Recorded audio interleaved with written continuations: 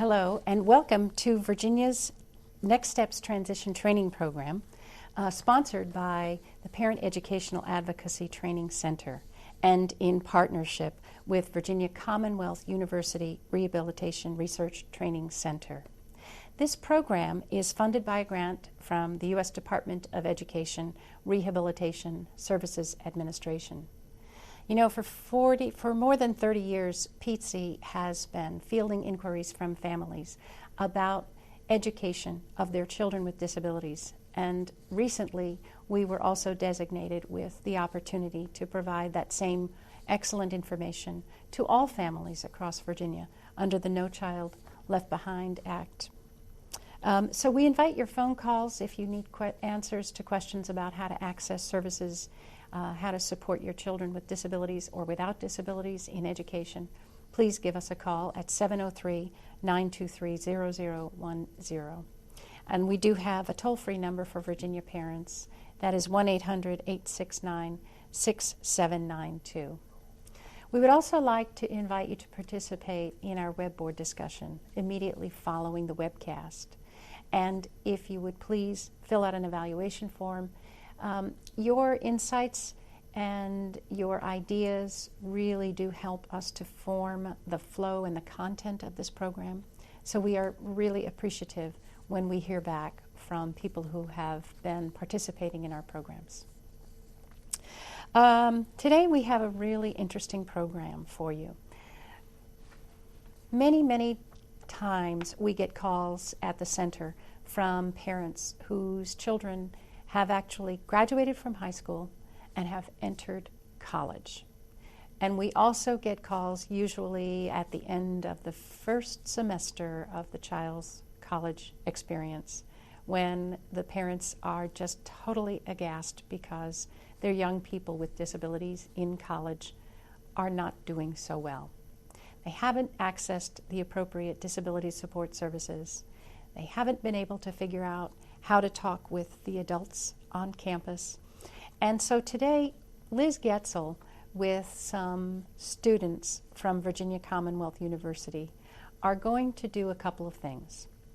The first thing that Liz is going to do is introduce a brand new website that Liz and other members of the Virginia Commonwealth University community have developed that is going to help families, students with disabilities, and the educators to figure out where and how to access services appropriately. The second thing that Liz is going to do is she's going to engage in a dialogue two of her students in Virginia Commonwealth University who actually left high school with IEPs and are now on a college campus and are having to navigate for services and are having to succeed without the support of their moms and dads sitting in the back, holding their hands. They're having to do it on their own. So we're really excited because we too want to hear some of their success stories. We want to hear some of their strategies so that when I get back to my office and parents start calling me and saying, how can I help my kid? I'm going to be able to say, here's how. Go to this website and listen to the stories of these students. We're really excited and very thankful to Liz Getzel for sharing her expert knowledge and for recruiting these great students who are going to share their stories. Liz, thank you. Good afternoon. Thank you for joining us today. It's my pleasure to be here. My name is Liz Getzel, and I'm with the Virginia Commonwealth University Rehabilitation and Research and Training Center. Today we're going to be talking with two students from VCU who will share their experiences about college life, the transition to college, and the role of parents in this process. I'd first like to introduce Jenna and then Bria, who will be discussing and talking with you today about their personal experiences. And Jenna, if we could start with you, if you could give us a little information about your major, your year in school, your disability or learning style, some of your goals. A lot of questions, I know, a lot of things to cover, but are any other information you'd like to share today? That's fine. It's my senior year. I'm actually graduating in December 2009, so I'm a little excited about that. My major is international management, and I'm also double minoring in French and German. Wonderful. Yes. I really love both of those subjects. So I'm excited and ready to go to grad school afterwards. And also my disability, I have a physical disability. I have severe Crohn's, and I also have a liver disease. I think my learning styles, I don't really have any learning styles. And some of my career goals, I actually want to open up my own cafe in about 3 years. I've been working on a charity that I want to get out there in a few more years to help people who can't afford enough food for the holidays. And I also plan to go to grad school right after I graduate. That's great. So. Well, thank you. A lot of goals. That's wonderful. Terrific. And Bria, a little information about yourself? My full name is Bria Corporal-Royster, and I'm actually working on a dual degree in biology and environmental studies. This is actually my 4th year in school, but because of the dual degree, I'll be graduating next year, May of 2010. My disorder, I've been diagnosed with panic disorder, which is a type of an anxiety disorder. As far as learning styles, I don't really have any in particular. And my career goals, I'm interested in immunology and epidemiology, so I hope to go into research in those areas. That's fantastic. Thanks. And I plan to also attend graduate school right after I graduate, and I hope to earn a master's in public health. That's terrific. Well, thank you for sharing that information. There are just a series of questions that I'd like to use as our point of reference for discussion today. And these have been questions that, as Jenna well knows, that parents and students have always been very interested in during some of the panel discussions that we've had in the past at different programs. So, Jenna, if we could start with you. I know one of the main questions, or a big question that people have is, how is college different from high school in terms of getting accommodations, studying? Who's the primary advocate during this time? What changes happen?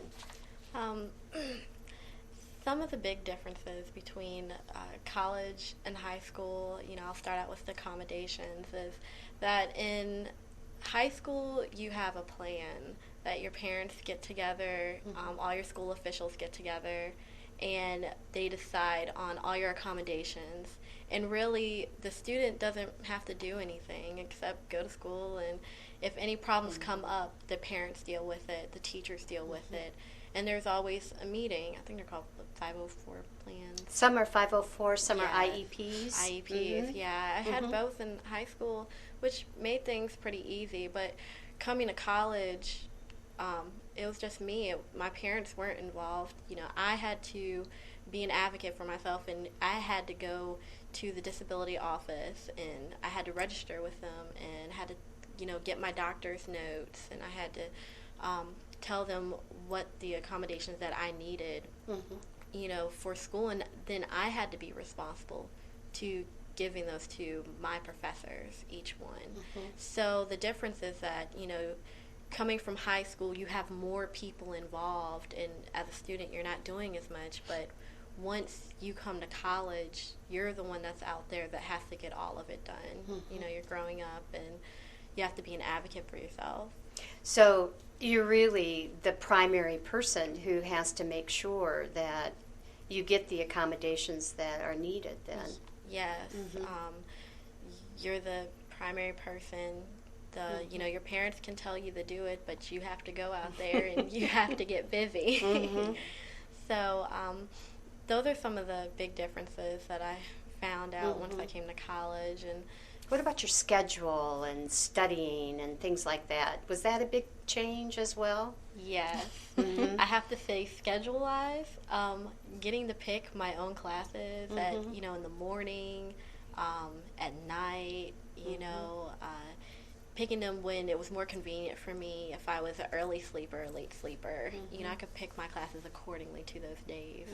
And I was able to be able to time it out so that way I would have time to study before each one of my classes. That's a good point. So you don't want to, I mean, you want to consider all those things, study time, availability, and so it's not like you want to go from 8 to 4 every day or something like that, unless, of course, your schedule couldn't work out, but you want to make sure to time things. Yes, I wanted to time things, and especially with all the activities that go on in college. I wanted to be able to attend some of the activities that happen between 12 and 1, which happens a lot on campus, from, different shows you can go to, just a different learning experiences and social activities that you can attend. So I wanted to space out my classes according to when things mostly would go on on campus, and it would give me a time to just mix and mesh with everybody, and just be able to become more, diverse and well-rounded. Good. And the studying was definitely different from high school, just because in college you might have to read 20 pages in a couple of days versus high school you might have to read 5 for a class. So definitely a lot more studying, but I say you have like more time too as well. You don't have a lot of classes from like 8 o'clock in the morning till 4, and then you just have that night to study everything. You could have like a couple of classes a day and have a couple more days to study. So I think that raises an important point, and Bria, you may want to comment on this, that you actually are spending less time in class in college than you are in high school. Definitely. So you do have more time, if you will, for studying or for trying to schedule your time. Would you say that that's a very big difference as well? Definitely. And just to piggyback on what Jenna said, as you noticed, she listed a ton of things that you have to get done in one day. And so I would have to say the biggest transition, or I would have to say the thing that you have to get used to the most, is time management. Because as she said, and we went to the same high school. Oh, is that right? Yeah, we did. Your day is planned out for you. You're in class with, for the most part, the same group of people for most of the day. You have the chance to build a close relationship with your professor and the administrators at your high school, whereas here, especially being at VCU, it's the largest university in Virginia, largest public university in Virginia. So a lot of the classes that I'm in, they're large. Like most of them have at least 100 students in them. So you really have to take the initiative in getting to know your professor, finding out what accommodations can even be provided for you for whatever disability that you do have. So again, I just have to say you have to use time management to be able to get all of those things done, and to make sure that you set your goals and you do the right things to meet your goals as well. That's a great point. I mean, that's very, very true. Bria, just to follow up then, with you, were there any particular difficulties or challenges in the transition from high school to college that you faced, and maybe some suggestions or strategies or how you overcame those challenges? Sure. One of the things the biggest thing I would have to say is, as far as panic disorder, it really wasn't diagnosed until the end of my senior year. I knew I was feeling strange, I was having these symptoms, but I hadn't gone to my primary care physician about them. So once I got here, there were a few friends at the university that knew me from high school, and we had a few classes together, and I couldn't relate to them on that level. So I had to seek out other people to talk to about the issue, and I had to make sure that I had the proper support. Because when you're here, it's like you're a fish in the sea, really, especially with such a large university. So, I mean, I would have to say that was definitely an issue, but I feel that I've overcome it now. And I've overcome that by joining organizations of people who have similar disabilities. I've used VCU counseling services from my sophomore year up until now, and it's definitely helped out a lot. Well, I think you raised a really great point about establishing a system of support, as you said. Right. Because I think, as Jenna was saying, in high school, that support system really is in many sense built in. Right. You have your family, the teachers. I mean, you see people on a day-to-day basis. So I think that's an excellent point about developing a system of supports. Jenna, was there anything that you'd like to add to that, or any particular experiences when you were transitioning that you felt you needed to really approach and take care of, I guess? Yeah. I said one of the biggest things, going back onto just the support system, it was very important for me as well. Coming from high school, I was always sick. I was homebound a lot. So, everyone knew, all my teachers there, the nurse was there at all times. So if something happened in school, they could take me to the hospital right away. Right. People knew what to do, but, I came here. The hospital may be right down the street, but, I still needed some people who would understand what was going on, what to do in emergencies. So I did have to find, friends that were responsible in that sense. And, I had to talk to a few professors and key people on campus that if anything happened to me, they would know what to do. And, and they help encourage me all the time. And they are really there when I need them. Mm-hmm. Because, this is a big school and, something happens. A lot of people here are just going to be like, oh my gosh, mm-hmm. I don't know what to do. Right. Who is she again? Yeah. Right. So, right. That's one thing that I had to learn to really build, because in high school all the way down from elementary school, I always had that 504 plan. So everyone that was in that meeting knew what to do, right. how to do it, when to do it. So coming here, I had to pretty much build all of that without writing it all down on paper. Well, good. Thank you. I think both of you have raised some really important points about college life, if you will, with the disability. And it sounds like for you, Jenna, it was preparation for college and having that experience with your disability was a process that you kind of built in as you're going along preparing. But Bria, it sounds like it was really close to ending high school and coming into college. So, but it's interesting that you both really keyed in on the important points of the support system and letting people know and getting to know your professors, right. And those do seem to be very essential. We're going to talk about advocacy. That's another big area. I know, Jenna, you were saying that in high school, sometimes students could be sort of in their IEP meetings and just maybe not voice some of their opinions. I know that there's a big movement now, as you both are well aware of, in terms of self-determination and really having students more actively engaged in that process. But I still think that there, especially for family members and for students, there's that whole area, and for teachers as well, about that. What are those self-advocacy skills that are needed in college? And so, Jenna, how is advocacy? I know you touched a little bit on it, but how is advocacy different in college than in high school? In high school, there's always going to be you have somebody there, your parent, a teacher. If there's not as much pressure on your shoulders, you're not going to feel as much pressure there because I'm young, I'm still in high school. If something happens, they'll fix it. Mm-hmm. But when you come to college, there's a little bit more pressure because it's your choice. Mm-hmm. It's your decision.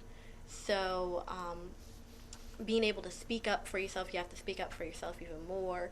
You have to make sure things get done. You have to go out there and do it yourself because there may not be somebody else there to do it for you as in high school. Mm-hmm. So in high school, if I didn't do it, I could just sit back, relax, and count on my parents to do it. And just be like, this is my opinion, this is what I think. But, coming to college, nobody is going to listen to you unless you sit them down and tell them. Mm-hmm.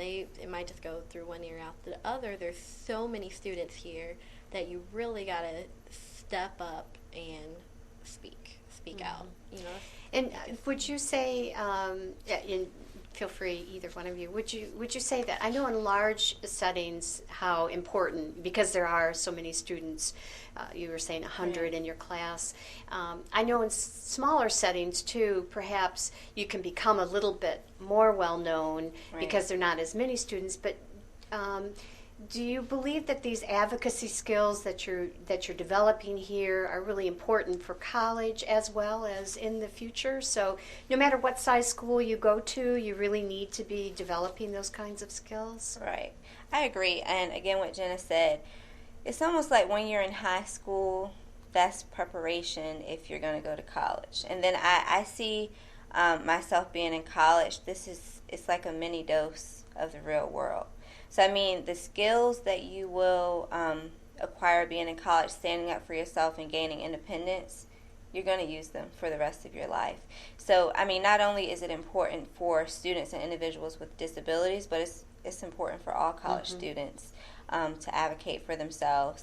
And another thing, you can't always assume that your professors or other individuals in your life know what you need, because if you don't tell them, they really may not know, or they may offer or provide accommodations for you that aren't enough. So I have to say that you have to be really clear and straightforward in what you need to succeed, especially in college.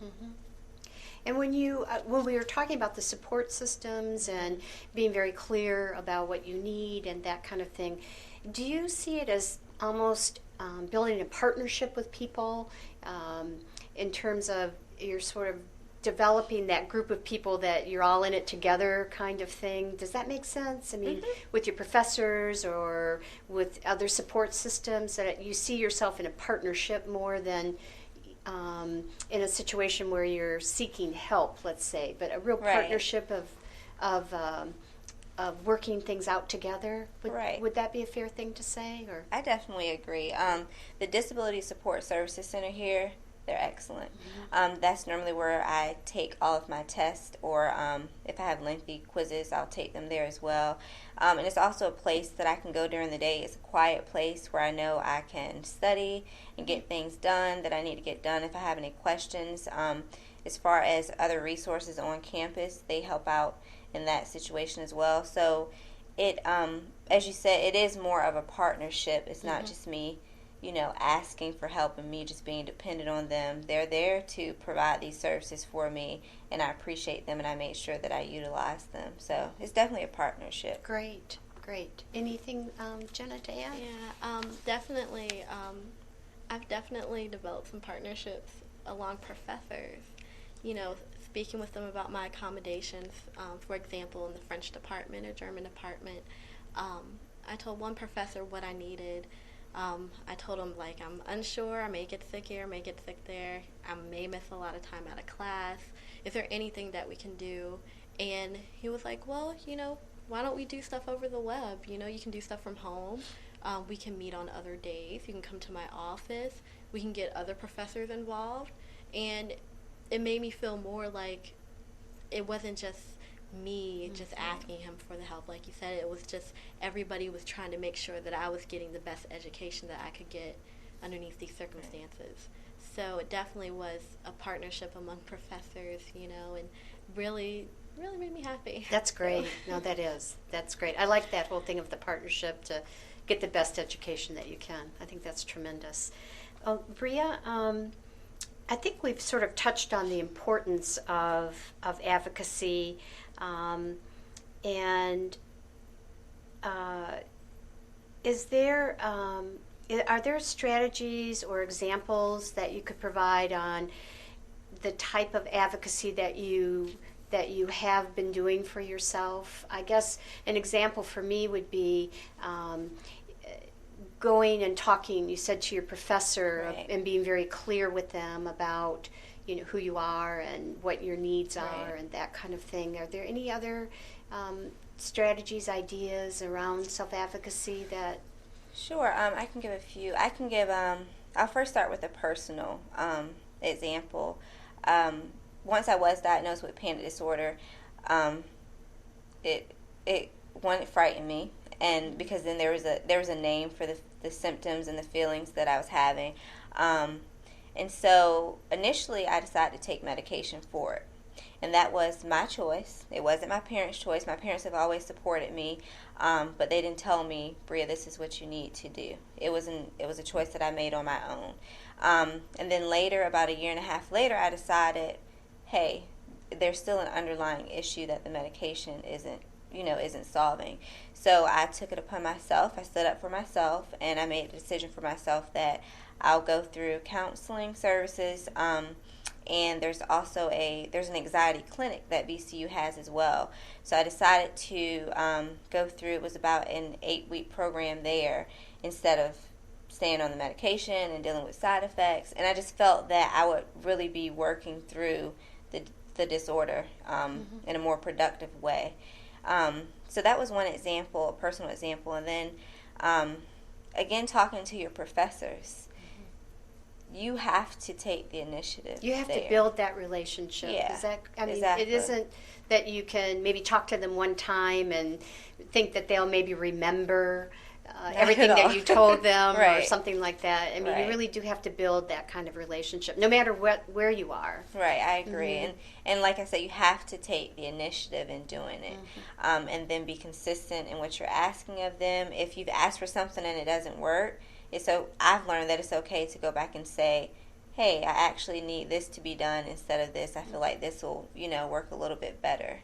So, I mean, it's, again, I say when you advocate for yourself, it's not only important in the college setting, in your academic choices, but also in your personal choices day to day. I think is really important.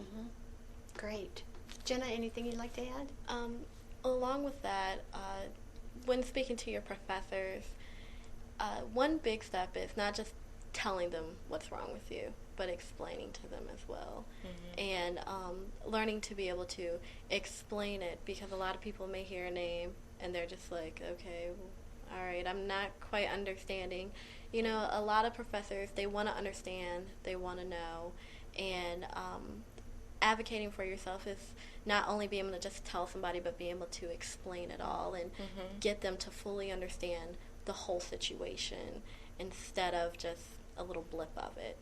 I think that's really an important point, because it sounds like from what both of you have been saying that in some ways you're talking to your professors about the impact on your learning. And so it wouldn't be enough really to say, well, I have a learning disability, or I have ADHD, or I have a panic disorder. I mean, that's too broad really for them to understand, but to know how it impacts your learning and how the accommodations could help that. Right. Is that? Yeah. Exactly.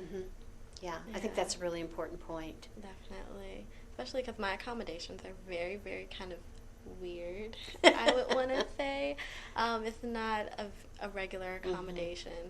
So a lot of professors, they see it, and all it says is, if she gets pain, she can leave class. And so they look at that and they're just like, what am I getting myself into right now? Like, what is wrong with her?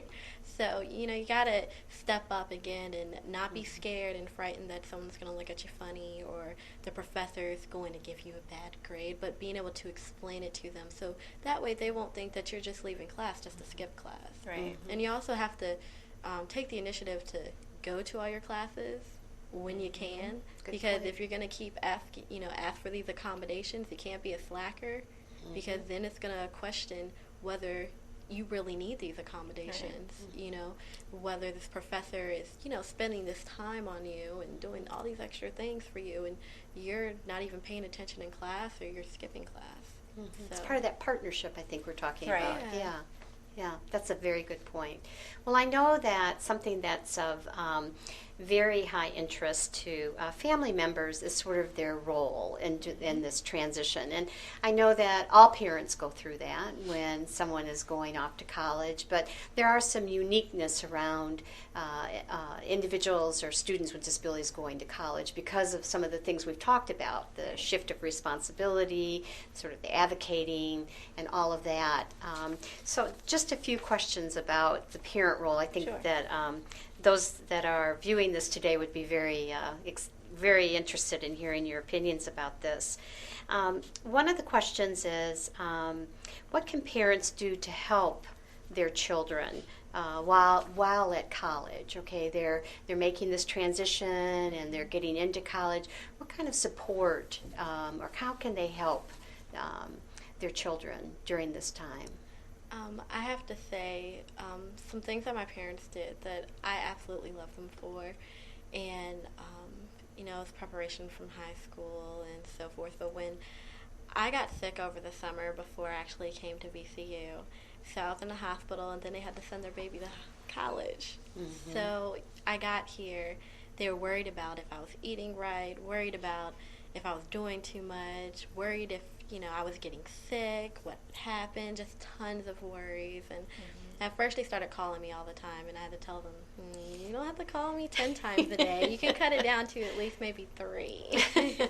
But what they did was they gave me enough space to feel independent, to be able to do all the things that I need to do on campus to build a social life, build the partnerships that I needed.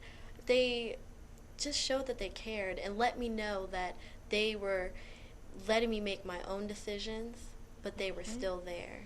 And that's the one thing that I loved so much, was that knowing that, they called me just to check up on me. Maybe asked me about my grades and stuff, but didn't, put too much pressure on me and drive me crazy. But they just made me feel loved. They let me know that it doesn't matter if I'm in college, doesn't matter where I go, that they're there. If something happens, they stayed very calm about it. Me and my parents, we both talked about, just what would happen. If this would happen, this is the plan. If this would happen, this is the plan. So that's mostly, that's one thing that they did that I loved. So even having almost like strategies that you talked about and talked through different things for their peace of mind as well as sort of for yours, having that kind of communication. And it brought my parents more into my life. I told them more about my activities, so they knew what was going on. But mostly, I have to say, though, what they did for me was just gave me the space needed, but they were still in reach. Great. Bria, anything? Sure. Pretty much the same thing that Jenna said. I think that the most important things that parents can do for their students is, of course, support and guidance. Those two things. My parents were great at doing both of those. And again, as she said, your parents, they have to give you your space so that you can develop as a person, so that you can do things for yourself. Because eventually, you're not going to be in college anymore, so you need to have those skills to use throughout your life. And as far as guidance, as I said, my parents, they've never really told me this is the way that you need to go. But they tell me, Bria, this is a way you can go, or this is a way that you can go. And then I also think of, other goals and plans on my own. But there's a huge difference between guidance and telling your child what to do. And I think that it just works much better if your child knows that you support them whichever way they go, but you're there to guide them if we get off track. I think it helps tremendously, and it will give them a peace of mind, and it'll also give the student a peace of mind as well. Are there particular things that parents or family members need to know about college? Definitely. I know that what we've talked about today is important for the students to really realize, but also family members and parents need to understand that self-advocacy role and that kind of thing. Are there other things that parents need to know about college? I think so. It's a whole new world. I mean, to me it is. And especially when the campus that we're on, we're right in downtown Richmond. So a lot of people say there are a lot of distractions. I just say that there's a lot to do. There's a lot of opportunities as well. So I think that parents need to know that because there's so many things to do, they can't look at everything as a distraction that doesn't revolve around academics. And they have to know that you have to develop as a person to be able to do your best and succeed in college, not just academically, but socially and emotionally as well. So, I mean, I guess I would just say parents they have to have an open mind when they're thinking about college and the different experiences that their student, or excuse me, that their child would be able to go through. Mm-hmm. Yeah, I think you're right in terms of the space and that kind of thing. I also think learning about the process of college in terms of the role of students, and you've talked very well about that, very extensively about that, which is really important, that self-determination, self-advocacy, Right. those type of things. I think it's really important for family members to realize that's very different in college as well.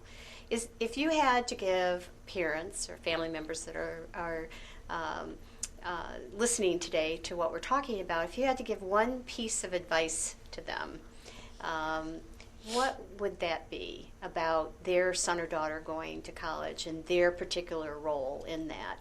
What would be the piece of advice that you would give? I would say trust your child as your child and as a student. And I would also say give them the support that they need and guide them when it's needed. But let them experience college. Let them experience being an independent individual, and let them grow. Great. Jenna? I would have to say, don't just drop your kid off and think that they're going to be happy. Because, there's, a parent has to understand, especially, in a large school, sometimes even in a small school, there's so many different things going on. There's so many people that your child may not know.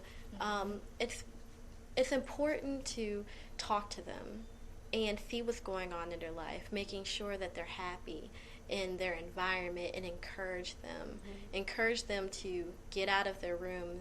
Say, don't you like that pancakes in the morning? Go join that pancake club. Encourage them.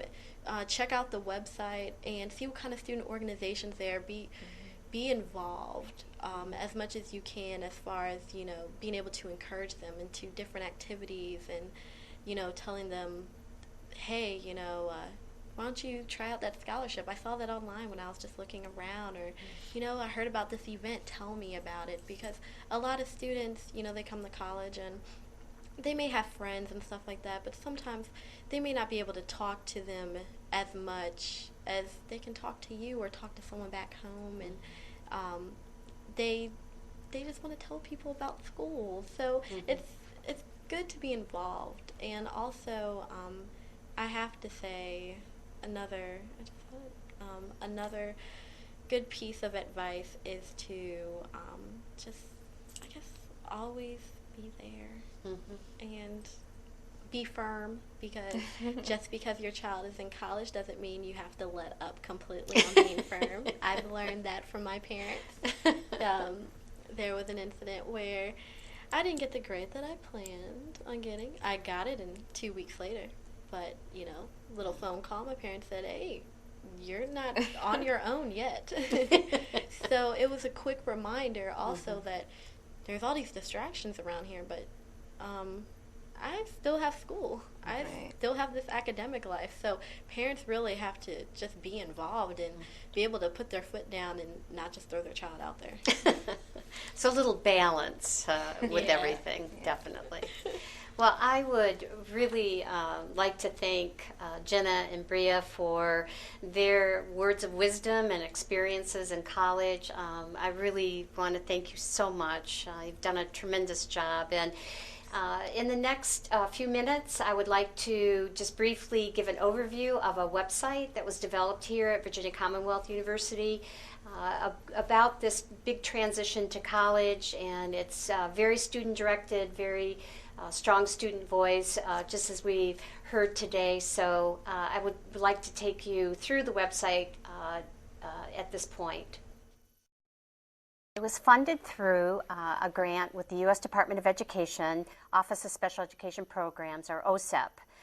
It was the purpose of the website is to assist students in developing self-determination skills and all the information that's so important that we were just previously talking about in terms of teens with disabilities considering or interested in transitioning to college. We adapted the information on the website from the self-determination learning model of instruction. Self-determination skills and the whole series of goal setting that's involved in this model of instruction is so critical for students as they transition to college and also to remain in college. There were 3 phases in terms of the design of the website. First of all, we conducted a series of focus groups around Virginia with college students with disabilities at 2- and 4-year institutions. We wanted to talk with juniors and seniors, upperclassmen, about what has helped them, what skills, strategies, self-determination skills help them to remain and persist in college. Using that information then, we developed a series of modules, and we tested those out with VCU students with disabilities over 2 semesters. There were 8 90-minute sessions where we conducted an information sharing and focused on particular modules of importance in terms of information that students through the focus group had told us were so critical. So in these modules that we pilot tested at VCU were an overview of self-determination, those effective organization and time management skills that are needed, sort of managing your education, which Bria and Jenna spoke so well about, viewing yourself as a self-determined learner and what that means, an overview of educational technology, which includes technology on the student's laptop or assistive technology or different types of software that can help with the learning process, as well as campus resources, learning about all the varied resources on campus, not only for disability-specific types of resources, but also the multitude of resources that campuses offer for all students. We ran this pilot, got feedback from the students about what they liked about the modules, what information they felt needed to be highlighted, and taking that information, so we moved from focus groups with students telling us what was important to students with disabilities at VCU that piloted these modules. We then went into our 3rd phase, which was the development of an online resource for teens with disabilities. We took that information and then, if you will, turned it so that it became information very important for secondary ed students or middle school secondary ed students as they begin to consider college as a post-school goal. We developed information so that it's an excellent resource for parents, educators, guidance counselors, and disability service support staff. So not only for individuals that are in secondary ed helping with that transition, but also disability support service staff can share that information with families and students as they prepare as well. So we wanted to assist students with disabilities to develop those skills that are so important and needed for college success. One thing about the website that we're very pleased about and that we worked very hard to make sure was part of the website and very much involved in it was a strong student voice. We wanted that information that students told us that was so critical to be part of this website. The important information for getting into college, which is very critical, and we do focus a lot in terms of our work, in terms of the transition to college, but most importantly, too, staying in college. What are those skills, strategies, and supports that are needed not only to go to college, but to stay in college? And activities to apply knowledge so that there's information on the website and then activities that students then can move to summarize or to review what they've learned and really put that in their own words, if you will. And at the end then, to create a portfolio, and we'll talk briefly about that, of information that the student collects as a result of going through the website, as well as information that's needed from their guidance counselor or from other individuals so that they can take this to the Disability Support Service Office and other college personnel, so there's one place with all this important information that they can share with college, on the college campus. As you can see, that the Going to College website is the www.going life-2-college.org. That is the website. It is, again, a free resource for individuals. I'm going to click on. As you can see, there are 5 important areas on the homepage. There's an overview that provides an overview of what the website is about and how it's set up, and just information that will be helpful as you move through it. There are 3 primary modules: My Place, Campus Life, and Planning for College, and then My Portfolio. All the sites are color-coded so that when you go to My Place, it will have the same background as the green here, as well as the other colors that you can see for the other 2 modules. We have piloted the website with individuals, transition specialists, as well as students, and have been able to really gain insight in terms of how these individuals have been able to use the website. So we really were gearing this to students with disabilities, but we also wanted to make sure that it was useful for parents to work with their students, educators, either regular ed, special ed, guidance counselors, as well as disability support service staff who may feel that their students that they are seeing on campus, that they feel some of this information could be very important to help them better transition into college and remain in college. Looking at what these various modules entail, when you look at My Place, this is a module that helps the student learn about him or herself in terms of their interests, their strengths, their learning styles, so that they can begin to set goals as they are thinking about college and moving to college. Campus Life is what to expect in college, what professors will expect, tips for getting the grades that are so important, and as well as accommodations and using technology, which would be helpful in the learning process. The 3rd module is Planning for College, and this is what the student can do now in preparation for college and transitioning in that process. It includes choosing a college, writing college essays, finding out about financial aid, all the important things that need to happen as students prepare. There won't be time today to go through each of the modules, so I wanted to highlight one that really fits nicely with what Jenna and Bria were talking about, and that has to do with Campus Life.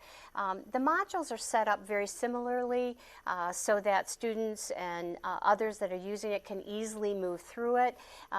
We do recommend that perhaps individuals move from My Place and build to Campus Life and then Planning for College, but certainly anyone can come in and use any part of the modules that they would like to focus on at that particular time.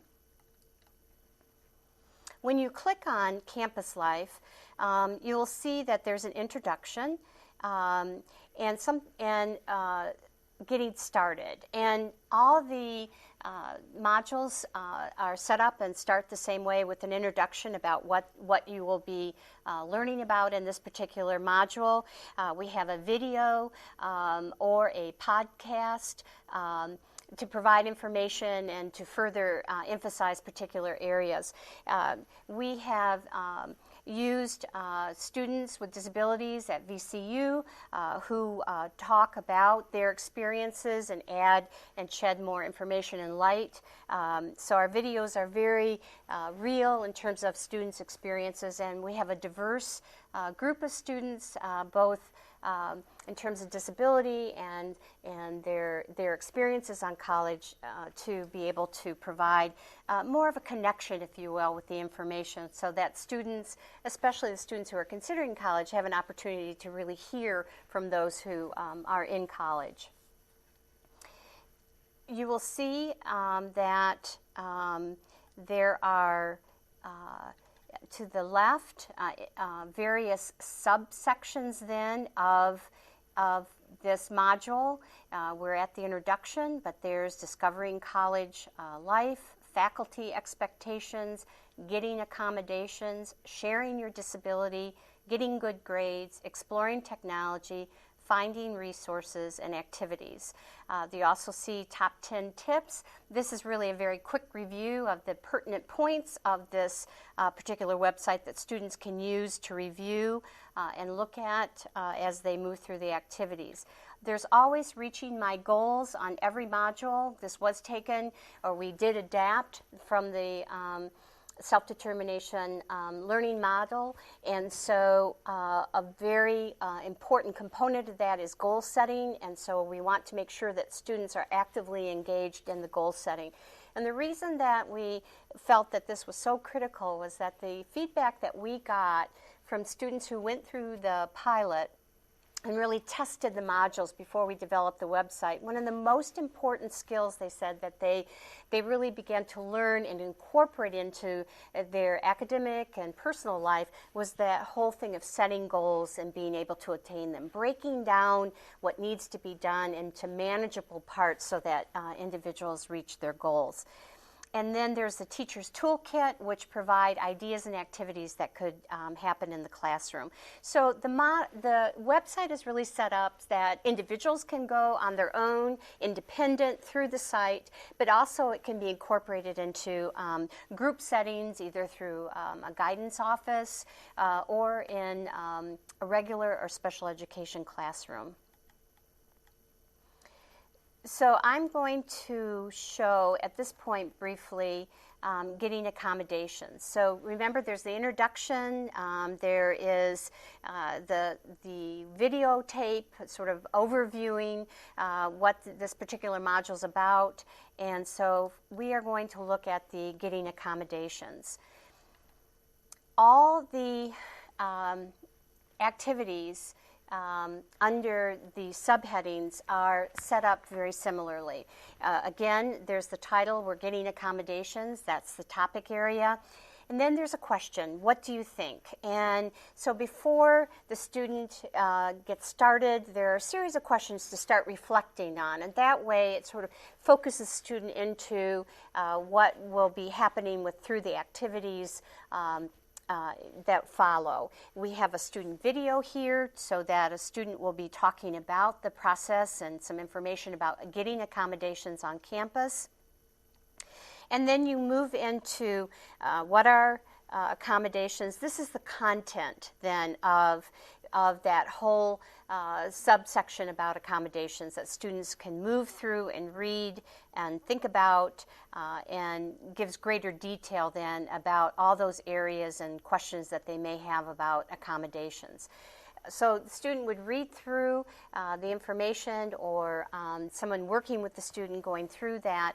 And then after going through that content information, then there are a series of activities that students, and I'll click on that very briefly, and there are interactive kinds of activities that students can use to really put that information that they just read through, to put it into a learning experience so that they understand and gain that knowledge. After moving through then the activities, you can go back, and we've listed a number of e-sources which give individuals even further information should they want to explore additional information about getting accommodations. So every subsection, if you will, throughout the modules are set up very much the same way for easy access, familiarity, so that you can work through the activities and know how to find the information that you would like. I'm going to just briefly then talk about at the end, we have something called My Portfolio. And what we are doing is showing how a binder could be set up with various information in it that we suggest that the student have a binder and then can print off certain things that they have been working on, or include information in these various areas. The final one is My Portfolio, which is a little different from the other ones, and it talks about all the types of information that students may need and begin to collect so that they can take that on campus for ready availability should a question come up or they need to show some types of information like their high school transcript, their summary performance, medical records if appropriate, the types of things that are so important as students begin to transition and go to college and share information and talk, especially with individuals like a disability support service staff member. So I know that I've gone through very briefly the web and want to at least familiarize you with what is involved with our website. Again, it's a free resource, and we're very excited to have people utilize it in whatever way that it will help the student and students prepare as they move to college. Again, I thank you for joining us this afternoon. I want to thank Jenna and Bria again for sharing their experiences, and we appreciate your time and attention. Thank you.